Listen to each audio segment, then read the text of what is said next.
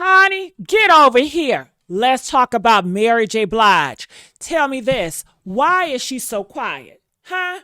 I mean, Kanye West went to go visit Diddy, but Mary J. Blige, she ain't go visit Diddy. After all, didn't she come out here and say, Diddy, if it wasn't for him, she wouldn't be doing music. You know, he saved her life, but she's not there for him. Let's talk about it, honey. I came across a video with Mary J. Blige, and they are saying the real Mary J. Blige. Like, you guys don't know who she really is, okay? In this video, Diddy trial just confirmed everything we feared about Mary J. Blige. Oh my God, when I think about fear, Mary J. Blige, I think about the drugs. I think about when she was on her lowest point and Diddy was making her do all these sacrifices, you know, to get in the industry. And you guys know Diddy don't do nothing for free. He don't give nothing for free. He's not a generous person. So it's a high price she had to pay. And then think about she got in that horrible marriage with that man that took all her money, was another humiliation ritual that she had to live with the rest of her life. I won't be surprised if Diddy hooked him up with her. I don't know, but I won't be surprised. But I want to know what you guys think about this. Make sure you guys like, share, subscribe to this YouTube channel, The Messy Sweet Spot. Let's see what they got to say. Let's react, okay? What they got to say about Mary. Puffy because he was a huge inspiration. When I came in the game, I didn't like myself. I didn't want success. I was afraid of it. But watching him, he wanted it so bad, and he was it. That show y'all that Mary was just out there wilding and out there having a ball. With the recent progress in Diddy's trail, people are assuming that every name linked to him is going to be exposed. And now, every eye is on Mary J. Blige. So, guys, we're going to talk about Mary J. Blige. You know, she had came out of her interview yesterday and said that when she used to attend the freak parties, she said that it was her rite of passage. She has been in the game since day one, right alongside Diddy. From Bad Boy's golden era to the murky waters of industry secrets, Mary has seen it all. So I had to fight in my prayer time in the morning with that same kind of fight. And let's just say, these weren't your average parties. We've heard the stories about satanic rituals, dark dealings, and a lifestyle straight out of a nightmare. But Mary, being the witness of everything, makes the court suspicious of her. So let's get into it. Diddy is fighting for his life. With multiple lawsuits, federal raids, and career freefall in real time, he's basically cornered. And guess what people do when they're desperate? They start singing like canaries. Sources inside the courtroom are saying Diddy is doing everything to avoid jail time. We're talking backdoor deals, witness intimidation allegations, and now, straight-up name-dropping. The indictment alleges that on more than one occasion, Combs carried or brandished firearms, intimidate and threaten victims and witnesses. And Cassie has reappeared on the scene. Even though she already got her check from that civil case, she made a low-key courtroom appearance and reportedly named names. Not just assistants or anonymous handlers, but actual A-list celebrities who were allegedly part of Diddy's freak-off culture. And guess whose name came up? Mary J. Blige. Now we've heard the whispers for years: industry parties, secret invites, locked phones, VIP-only freak-offs. But Mary's name was always on the fringe. Rumors would pop up, then disappear faster than Diddy's exes. She kept it cute, classy, and mysterious. The same question all over and over again. I hate that. So what's the one question that nobody has asked you that you want them to I ask? don't want them to ask me anything. Ah, So don't ask me. oh, okay. So you'd rather not do the interview at all. But this trial? It's tearing the curtain all the way down. Allegedly, Cassie mentioned a handful of insiders who weren't just attendees, but regular fixtures at these events. And one name on that known faces list, Mary freaking J. Blige. Insiders are saying she was not just present, but may have helped facilitate some of the freak-off events, or at least turned a blind eye to what was happening. If true, that's a major blow to her carefully protected survivor image. For Jodeci tonight, Mary J. Blige. Father and too. Mary J. Blige and Diddy weren't just industry acquaintances, they were like family, or so it seemed. Their relationship wasn't just professional, it was deeply personal. Diddy didn't just sign Mary. He championed her during the early days of her career, giving her the platform to become the queen of hip-hop soul. From Uptown Records to Bad Boy Entertainment, their connection looked unbreakable. To the public, they were a dream team. Blige's raw, emotional storytelling, paired with Diddy's knack for production, created a synergy that was unstoppable. And they living off of your money? How don't that piss you off? How didn't that damn Lifetime Achievement Award piss you off? It might have turned out to be a blessing in disguise that Mary J. didn't sign with Diddy's Bad Boy, but that doesn't mean she was completely free from any issues with Diddy. There have been allegations suggesting that when Mary J. and Diddy were together, she went through some tough times. Mary J. hinted at this on her Amazon documentary, mentioning that there are things she's been through that she'll never reveal. Many people speculate that it's likely connected to her experiences with Diddy. Mary J. and Diddy seem to have a close relationship, with Diddy even stating earlier in 2023 that Mary J. Blige is one of the greatest storytellers in R&B history, Combs tells People.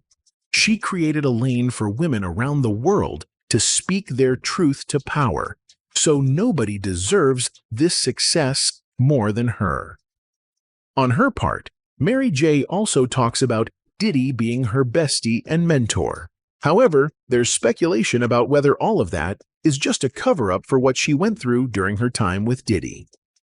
Given Diddy's reputation for being manipulative, some people believe that the seemingly affectionate relationship between Mary J. and Diddy might just be a mask for the challenges she faced. In a revealing interview with Rolling Stone, Blige disclosed that Diddy was not only unfaithful during their romantic involvement, but also took credit for her work and manipulated her into signing unfavorable contracts. My life is probably my darkest hour. At one of the darkest times I've had. Most of the times I was just depressed and didn't want to live. I had it all inside. Blige shared that back when Diddy was known as Puff Daddy, he lured her in with charm and charisma when she was a young and naive artist. He made promises to elevate her into stardom and shield her from the industry's pitfalls, but instead, he exploited her for financial gain and engaged in infidelity with multiple women. I didn't know that so many people felt the same way. She made it okay for people to say it's all right to be me. Blige shared that her realization came when she discovered Diddy had fathered a child with another woman in 1998. Confronting him, she demanded to end both their personal and professional relationship, but he refused to let her go. He begged me to stay with him.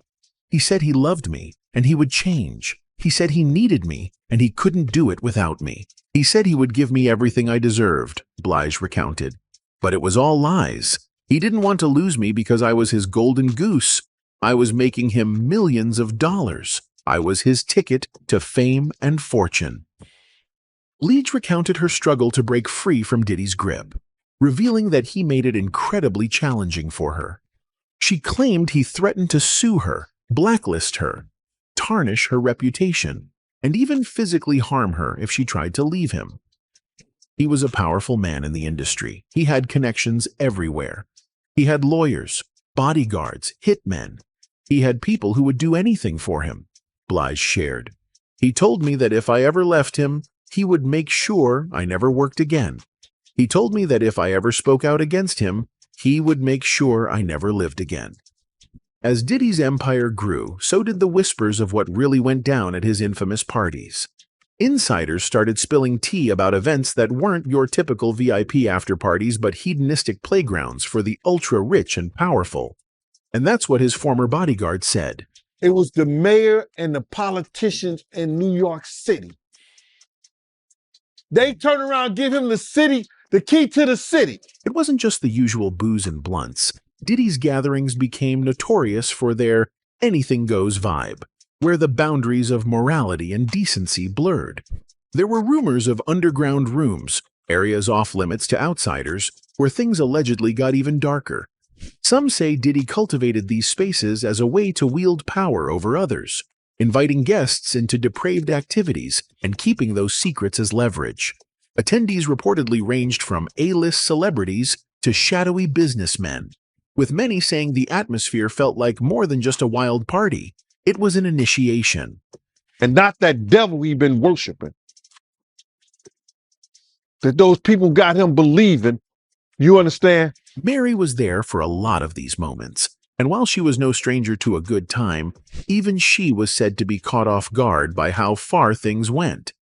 Imagine standing in a room filled with high-profile names, actors, rappers, politicians, all losing control under the influence.